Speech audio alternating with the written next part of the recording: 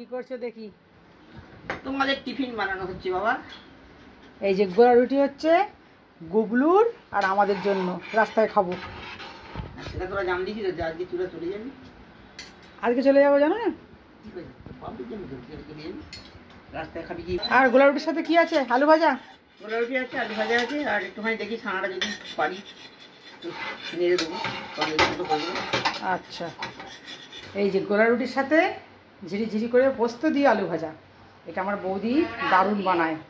না চলো, মণিপুর ফিরতে হবে আমাদের। তোমার বাস্কেট রেডি করেছি, তুমি ওঠো, উঠে তোমাকে বসতে হবে এখানে। চলো উঠিয়ে দিই তোমাকে। যেগুলো আমার রেডি হয়ে গেছে। বুঝছো না? সব ভালো থাকবে তোমরা, আমরা যাচ্ছি। হ্যাঁ, আমরা আসছি, সাবধানে নিরাপদে পৌঁছে যাই। চলো শোনা, যেতে হবে এবার, উঠে পড়ো তুমি। আচ্ছা বলছি বোস, বোস আমি দিয়ে দিচ্ছি করলে।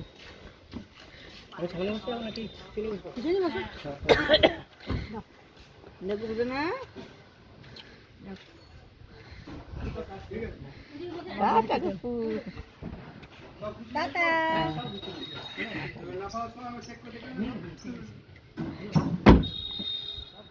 ফোনটা রেখে দে।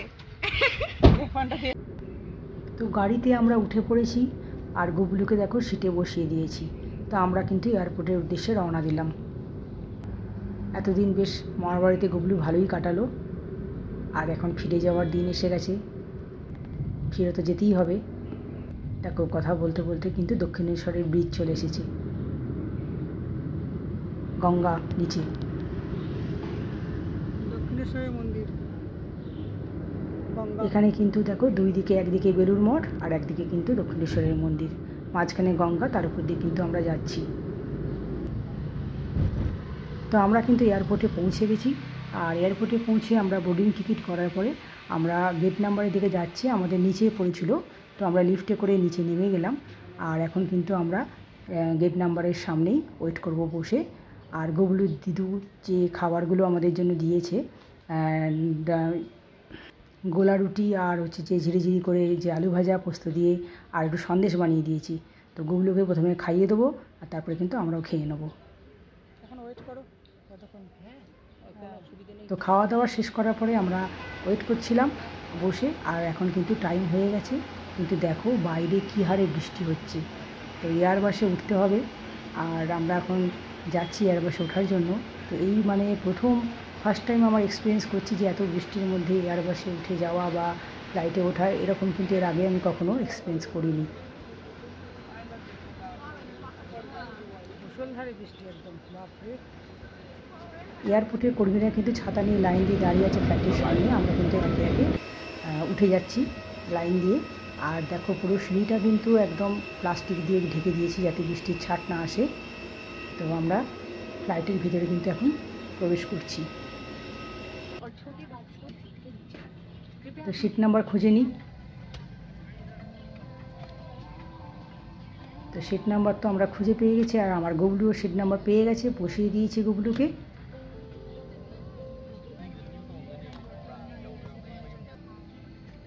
আর বাইরে দেখো কি অবস্থা, পুরো মাঠটা কিন্তু একদম জলে ভর্তি।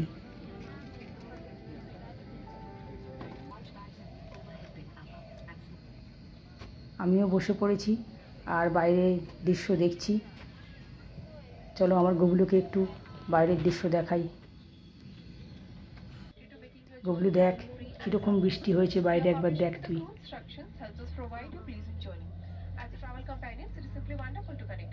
দেখেছিস?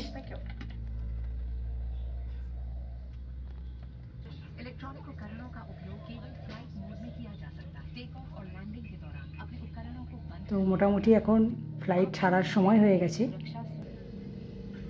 আমার গুবলু বসে আছে।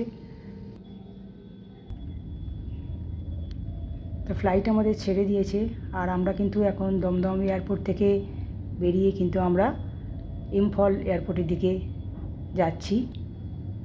আর মোটামুটি টাইম আমাদের 1 ঘন্টা থেকে 1.5 ঘন্টার মধ্যে আমরা পৌঁছে যাব, বেশি টাইম লাগে না। বাড়িগুলো কীরকম ছোটো ছোটো, পুরো দেশলাই বাক্সের মতো লাগে দেখতে। আর দেখো ওখানে তো এত বৃষ্টি হচ্ছিল, কিন্তু আমরা একটু উঠতেই কিন্তু আর বৃষ্টির কোনো আভাস নেই।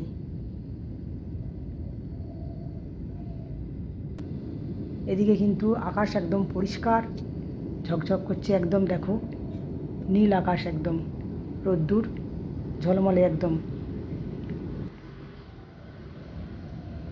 তো গল্প করতে করতে আমরা কিন্তু মণিপুর এলাকায় ঢুকে গেছি, কারণ এই যে সবুজ পাহাড়গুলো, এইগুলো কিন্তু মণিপুরেরই এলাকার মধ্যে পড়ে যাচ্ছে। এই যে সবুজ পাহাড়, আর মেঘগুলোকে দেখো একদম পুরো পেঁজা তুলোর মতো ভেসে ভেসে যাচ্ছে। তো যতবার যাই সবসময়ই দেখি, আর সবসময় দেখতে ভালোই লাগে, বোর হই না এগুলো দেখে আমি। আর সবসময় আমি জানলার ধারটাই খুঁজি এগুলো দেখার জন্য। এই যে তুলোর মতো ভেসে ভেসে যায়, আমি যতবার দেখি আমার ভালোই লাগে দেখতে।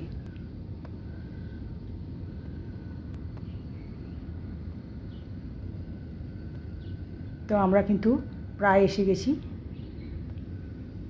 আর আমাদের ফ্লাইট মানে এয়ারপোর্ট থেকে আমাদের যে বাড়ি মণিপুরে খুব বেশি দূরে নয়, মোটামুটি 15 থেকে 20 মিনিট লাগবে গাড়ি করে। আর গুবলুর দিদি আসবে আমাদের রিসিভ করতে। তো দেখো আমরা কিন্তু ল্যান্ড করে গেলাম।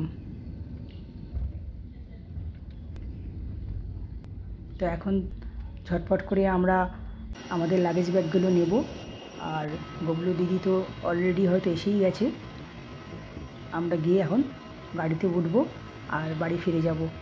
তো জানি না, এতদিন বাড়িতে ছিলাম না, গুবলু দিদি একাই ছিল। তো বাড়ির কী অবস্থা, পরিষ্কার আছে কতটা জানি না, গিয়ে হয়তো কোমর বেঁধে আমাকে লাগতে হবে কাজে। এতদিন তো গুবলুর মামার বাড়িতে বেশ আরামেই দিন কাটছিল, যদিও আমি অনেক কাজ নিয়েই গেছিলাম, অন্য কাজ। তো বাড়ি আসার পরে কিন্তু গুবলু দিদি স্নান করিয়ে ড্রেস চেঞ্জ করিয়ে ঘুম পাড়িয়ে দিয়েছিল। আর আমারও যেগুলো কাজ ছিল করে নেওয়ার পরে আমরাও ফ্রেশ হয়ে ড্রেস চেঞ্জ করে আমরাও কিন্তু একটু রেস্ট করেছি, যদিও খুব বেশি টাইম রেস্ট করতে পারিনি, কারণ তাড়াতাড়ি সন্ধে হয়ে গেল। আর গুবলুকে তুলে দিয়েছি ঘুম থেকে, দিয়ে কিন্তু এখন গুবলুকে সন্ধ্যা পুজোর ভোগ নিবেদন করে দিয়েছি। আর গুবলুর জন্য তো থেকে গুবলুর মামার বাড়ির থেকে মিষ্টি নিয়ে এসেছিলাম, এখন তো কদিন গুবলু এগুলো খাবে, তো সেই মিষ্টি দিয়েই কিন্তু ভোগ নিবেদন করেছি আমি। আর তারপরে গুবলুকে কী জিনিস দেখাচ্ছি আমি, দেখো এই যে শোপিসটা দেখছো, এইটা কিন্তু আমার এক বন্ধু আমার এবারের যে বার্থডে হলো ওয়েস্ট বেঙ্গলে হলো, তো এটা আমাকে গিফট করেছিল। তো আমি তখন ওয়েস্ট বেঙ্গলে ছিলাম বলে কিন্তু গিফটটা নিতে পারিনি, তো মণিপুরে এটা এসেছিলো আর গুবলু দিদি সেটা কালেক্ট করে রেখেছিল। তো আজকের ভিডিওটা আমি এখানেই শেষ করছি। তো গুড নাইট, টাটা বন্ধুরা।